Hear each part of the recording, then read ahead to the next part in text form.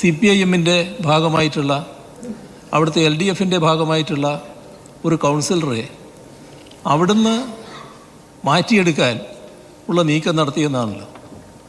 Sir, ഇവിടെ രാഷ്ട്രീയമായി അഭിപ്രായമുള്ളത് ചില ഘട്ടത്തിൽ മാറിയെന്ന് വരാം. ആർക്കും അതിന് തടുക്കാൻ കഴിയില്ല. ചില ഘട്ടത്തിൽ ചിലർ ഏതൊരു പാർട്ടിയിൽ നിന്നും മാറിപ്പോയി എന്ന് വരും. അത് UDF-ൻ്റെ ഭാഗമായാലും LDF-ൻ്റെ ഭാഗമായാലും ഇനി UDF-ലെ ഘടകകക്ഷികളായാലും LDF-ലെ ഘടകകക്ഷികളായാലും ചിലപ്പോൾ അങ്ങനെ സംഭവിച്ചേക്കാം. സർ, അങ്ങനെ സംഭവിച്ചാൽ എന്താ ചെയ്യേണ്ടത്? ഇവിടെ മറ്റു തരത്തിലുള്ള പ്രലോഭനങ്ങളുടെ ഭാഗമായി സ്വാധീനിക്കാനുള്ള ശ്രമം നടത്തി സ്വാധീനിക്കാൻ കഴിഞ്ഞുവെങ്കിൽ ആ സ്വാധീനിക്കപ്പെട്ട വ്യക്തി ആ സ്ഥാനത്തിരുന്നു കൊണ്ടാണോ അപ്പുറത്ത് ചെല്ലേണ്ടത്? സാധാരണഗതിയിൽ ആ സ്ഥാനം രാജിവെക്കണ്ടേ? സ്ഥാനം രാജിവെച്ച് പോകണ്ടേ? നിങ്ങളിപ്പോൾ എന്തിനെയാണ് പ്രോത്സാഹിപ്പിക്കുന്നത്? നിങ്ങൾ ജനാധിപത്യ വ്യവസ്ഥയുടെ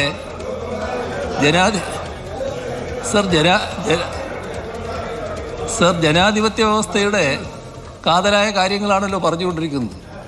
ജനാധിപത്യ വ്യവസ്ഥയിൽ ഇത് വളരെ പ്രധാനമാണല്ലോ. നിങ്ങളൊരു പാർട്ടിയുടെ ഭാഗമായി നിൽക്കുക, നമ്മുടെ നാട്ടിൽ മുന്നണിയുടെ ഭാഗമായി നിൽക്കുക. ഇവിടെ പാർട്ടിയുടെയും മുന്നണിയുടെയും ഭാഗമായി നിൽക്കുന്നയാളെ മറ്റു തരത്തിൽ പ്രലോഭിപ്പിച്ച് സ്വാധീനിക്കാൻ ശ്രമിക്കുന്നു.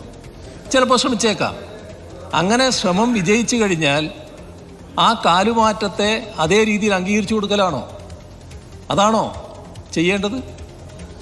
ബഹുമാനപ്പെട്ട അംഗം അത്തരമൊരു വാദം ഉന്നയിക്കുമ്പോൾ കോൺഗ്രസ് എന്നൊരു പാർട്ടിയുടെ നേതൃത്വത്തിലാണല്ലോ UDF പ്രവർത്തിക്കുന്നത്. കോൺഗ്രസിന് ഇത് അംഗീകരിക്കാൻ കഴിയും? സാധാരണഗതിയിൽ ഏതൊരംഗവും അങ്ങനെ പോകുന്നുണ്ടെങ്കിൽ രാജിവെച്ച് പോകേണ്ടതല്ലേ? രാജിവെച്ച് പോവുകയല്ലേ വേണ്ടത്? സർ, അതിൻ്റെ ഭാഗമായി അവിടെ കാലുമാറ്റത്തെ പ്രോത്സാഹിപ്പിക്കുന്ന ഒരു അന്തരീക്ഷം സൃഷ്ടിച്ചു എന്നുള്ളത് അവിടെ പരാജയപ്പെട്ടിട്ടുണ്ടെന്നുള്ളത് വസ്തുതയാണ്. ഇവിടെ കാണേണ്ട കാര്യം, നമ്മുടെ സംസ്ഥാനത്ത് ഒരു തരത്തിലുള്ള ക്രമസമാധാന പ്രശ്നവും ഉണ്ടാക്കണമെന്ന് സാധാരണഗതിയിൽ നമ്മളാരും ആഗ്രഹിക്കുന്നില്ല. അത്തരം പ്രശ്നങ്ങൾ ഉണ്ടാകുമ്പോൾ ശക്തമായ നടപടികൾ പോലീസ് സ്വീകരിക്കുകയും ചെയ്യും.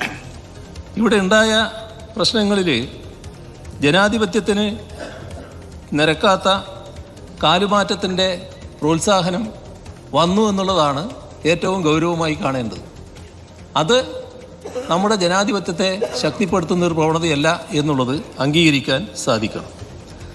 ഇവിടെ ഉണ്ടായ പ്രശ്നം, ആ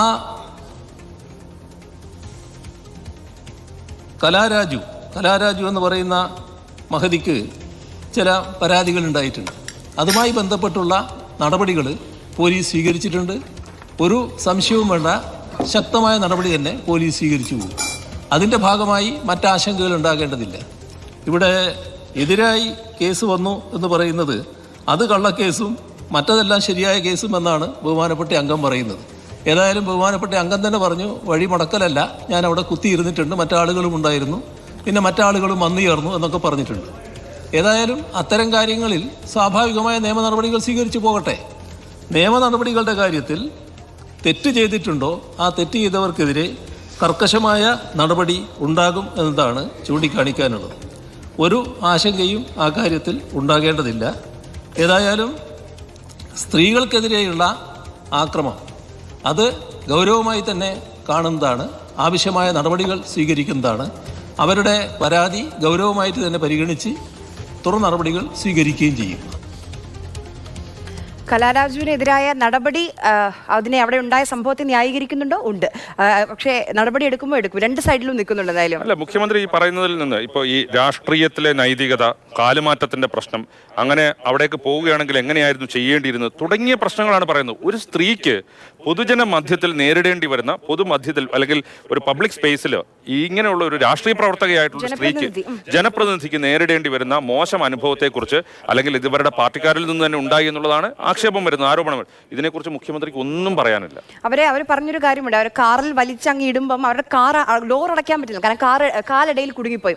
അപ്പം കാല് കുടുങ്ങിയെന്ന് പറയുമ്പോൾ കൂടെയുള്ള DYFI നേതാവ് അവിടെ എത്തട്ടെ, കാല് വെട്ടി കൈ തരാന്നാ പറഞ്ഞത്. അതെ, ഞാൻ പറഞ്ഞില്ലേ, അങ്ങനെ ഇപ്പം ഏത് തരത്തിൽ അവരെ മോശമായിട്ട് അവരോട് അല്ലെങ്കിൽ അവർക്ക് ഒരു പൊതുജന മധ്യത്തിൽ അവർക്ക് ഒരു അവരുടെ ഒരു അന്തസ്സിന് എതിരായ രീതിയിലുള്ള പ്രവർത്തനം ഈ രീതിയിൽ കൂടെ നിന്നവരിൽ നിന്ന് തന്നെ പോലും ഉണ്ടായിട്ട് ഒരു സ്ത്രീക്കെതിരെ ഉണ്ടായിട്ട് അതിനെക്കുറിച്ച് മുഖ്യമന്ത്രിക്ക് ഒന്നും പറയാനില്ല എന്നുള്ളത് ഖേദകരമാണ്. അവസാനത്തെ ഒരു വരിയിൽ പറഞ്ഞു എന്തായാലും നിയമ നടപടി ഉണ്ടാകും, തെറ്റ് ചെയ്തവരാരായാലും ശിക്ഷിക്കപ്പെടുമെന്ന് പറയുന്നുണ്ട്. പക്ഷെ അത് ആ ഒരു വരിയിൽ അവസാനിക്കുകയാണ്. രാഷ്ട്രീയത്തിന്റെ പേരിൽ ഈ ഉണ്ടായ സംഭവങ്ങളെല്ലാം ന്യായീകരിക്കുക.